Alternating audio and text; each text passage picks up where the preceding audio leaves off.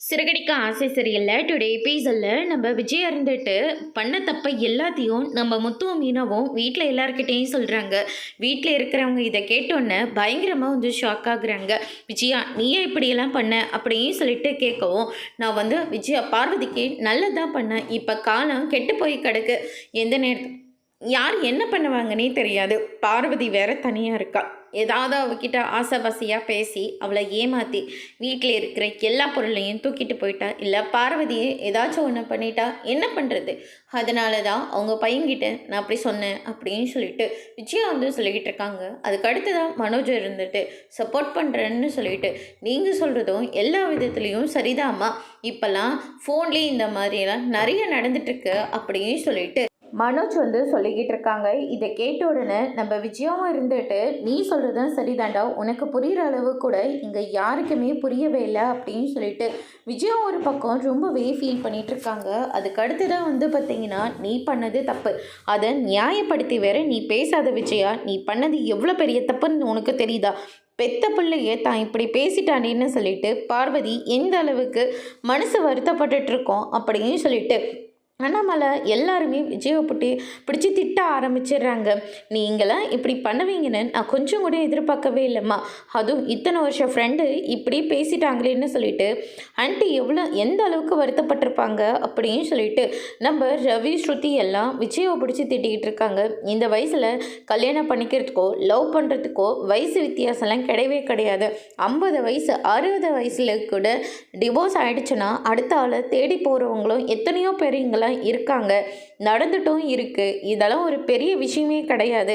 Anti சம்மதத்தோட அவருங்க கல்யாணம் கூட பண்ணிக்கலாம் அப்படின்ற மாதிரியெல்லாம் நம்ம ஸ்ருதி சொல்லிக்கிட்டு இருக்காங்க. "என்னம்மா நீ இப்படியெல்லாம் பேசிக்கிட்டு இருக்க? விட்டா நீயே கல்யாணம் பண்ணி வச்சிரு போல இருக்கு. நான் நடக்கிறத தான் சொல்லிக்கிட்டு இருக்கேன். நீங்கள் ஃபோனெல்லாம் பார்க்குறது இல்லையா? நாட்டு நடப்பெல்லாம் எதுவுமே உங்களுக்கு தெரியாதா? நீங்கள் அவங்க சொல்கிற கதையை ரசித்து கேட்கணும். அப்போ தான் அவங்க எந்த அளவுக்கு பழகுறாங்கன்னு உங்களுக்கு தெரிஞ்சிருக்கும். நீங்கள் அவங்க பழகிறத வச்சு பேசுகிறத வச்சு நீங்கள் அவங்கள தப்பாக புரிஞ்சுக்கிட்டு இருக்கீங்க. இப்போ உங்களுடைய நட்பும் போச்சா" அப்படின்னு சொல்லிட்டு ஸ்ருதி சொல்லிக்கிட்டு இருக்காங்க. நம்ம ரோகிணி இருந்துட்டு அவங்களுக்கு பிடிச்ச வாழ்க்கையை யாருனாலையும் சூஸ் பண்ணி கல்யாணம் பண்ணிக்கிறவங்க நிறைய பேருக்கு இருக்காங்க அப்படின்னு சொல்லிட்டு நம்ம ரோகிணி சொல்லிடுறாங்க. விஜய் இதெல்லாம் கேட்டோன்னே பயங்கரமாக ஷாக் ஆகுறாங்க. ஏற்கனவே ஆண்டிக்கு யாரும் இல்லைன்னு சொல்லிட்டு நானே பூ கொடுக்க போகும்போது என்னை கூப்பிட்டு வச்சு ரொம்ப நேரம் பேசிக்கிட்டு இருப்பாங்க. இப்போ ஆண்டி இப்படி பேசிட்டாங்களேன்னு நினச்சி அவங்க எந்த அளவுக்கு வருத்தப்படுவாங்க அப்படின்னு சொல்லிட்டு மீனா சொல்லிக்கிட்டு இருக்காங்க. இப்போ ஆண்டிக்கு தான் பிள்ளையே தன்னை இப்படி பேசிட்டானேன்னு சொல்லிட்டு அவங்க ரொம்பவே மனசொடைஞ்சு போயிருப்பாங்க. இப்போ தான் சிவன் கூட பழகுற அப்புறம் எனக்கு யாருமே இல்லைன்ற ஒரு கவலையே எனக்கு இல்லைன்னு சொல்லி ஆண்டி நிறைய தடவை சொல்லியிருக்காங்க அப்படின்னு சொல்லிட்டு மீனா சொல்லிக்கிட்டு இருக்காங்க. அதுக்கடுத்து தான் பார்த்திங்கன்னா நம்ம அண்ணாமலை இருந்துட்டு சுற்றி இருக்கிறவங்க தான் இப்படி பேசிட்டாங்களேன்னு சொல்லிட்டு பார்வதி ரொம்பவே வருத்தப்பட்டிருக்கோம். ஆனால் நீ இப்படியெல்லாம் நடந்துப்புன்னு நான் கொஞ்சம் கூட எதிர்பார்க்கவே இல்லை விஜயா. எந்த அளவுக்கு உன் புத்தி இவ்வளோ மட்டமாக போயிட்டுருக்கு அப்படின்னு சொல்லிட்டு அண்ணாமலை பயங்கரமாக திட்டிக்கிட்டு இருக்காங்க. அதுக்கு அடுத்து தான் பார்த்திங்கன்னா, "என்ன எல்லாரும் என்னவே திட்டிகிட்டு இருக்கீங்க? அவன் மேலே அக்கறை இருக்கிறதுனால தான் நான் இப்படியெல்லாம் நடந்துக்கிட்டேன்" அப்படின்ற மாதிரி சொல்லிடுறாங்க. "அக்கறைன்றது வேற, நீங்கள் பண்ணது வேற ஆண்டி" அப்படின்னு சொல்லிட்டு ரவி ஸ்ருதியெல்லாம் சொல்லிக்கிட்டு இருக்காங்க. அதுக்கு அடுத்து தான் பார்த்திங்கன்னா, "இனிமேல் பார்வதியை பற்றி ஒரு வார்த்தை கூட நீ தப்பாக பேசக்கூடாது. உன்னை சுற்றி நாங்கள் இத்தனை பேர் உனக்காக ஆறுதல் சொல்கிறோம்.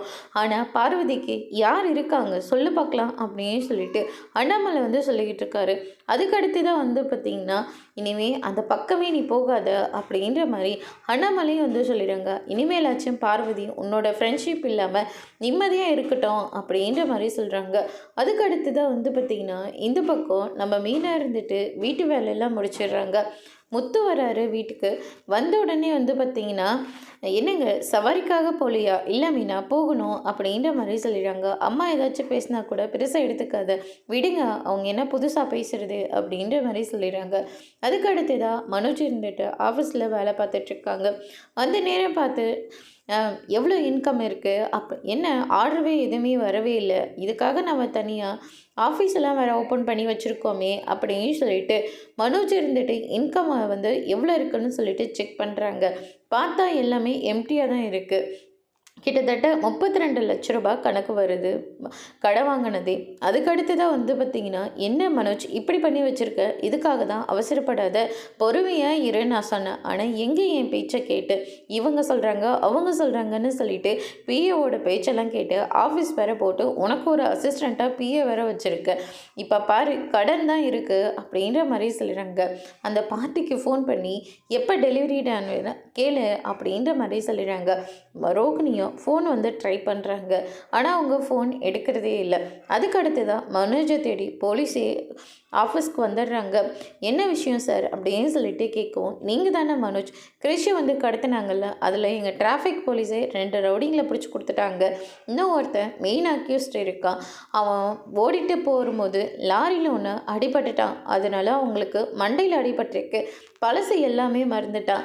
அதே மாதிரி ஒரே ஒரு பேரை மட்டும்தான் சொல்லிக்கிட்டு இருக்கான். இப்போ கல்யாணி பேய்ன்னு மட்டும்தான் சொல்லிக்கிட்டு இருக்கான். அந்த கல்யாணி யாருன்னு உங்களுக்கு தெரியுமா?" அப்படின்னு சொல்லிட்டு கேட்கவும், "கல்யாணி பேயை எனக்கு மட்டும்தானே தெரியும். இப்போ அந்த ரவுடிக்கு வேறு தெரியுமா? அப்படின்னா அந்த பையன் எங்கள் வீட்டில் இருக்கிறதுனால தான் இந்த கல்யாணி பேயை பழி வாங்குறதுக்காக இப்படிலாம் அவன் பண்ணிகிட்டு இருக்கானா?" அப்படின்னு சொல்லிட்டு மனோஜுக்கு இப்போ எல்லா விஷயமும் தெரிய வருது. "ஏதாவது தெரிஞ்சா நாங்களே உங்ககிட்ட சொல்கிறோம் சார்" அப்படின்னு சொல்லிட்டு போலீஸ் அங்கேருந்து கிளம்பி போயிடுறாங்க. "பாத்தியா ரோகிணி, இப்படியெல்லாம் இருக்காங்க ஆளுங்க" அப்படின்னு சொல்லிட்டு மனோஜ் ஒரு பக்கம் சொல்லிக்கிட்டு இருக்காரு. "சரி வா போய் அந்த கிளைண்ட்டை பார்த்துட்டு வரலாம்" அப்படின்னு சொல்லிட்டு நேர்லேயே கிளம்பி போகிறாங்க. அதுக்கடுத்து தான் வந்து பார்த்திங்கன்னா, இந்த பக்கம் முத்து வீட்டுக்கு வந்துடுறாரு.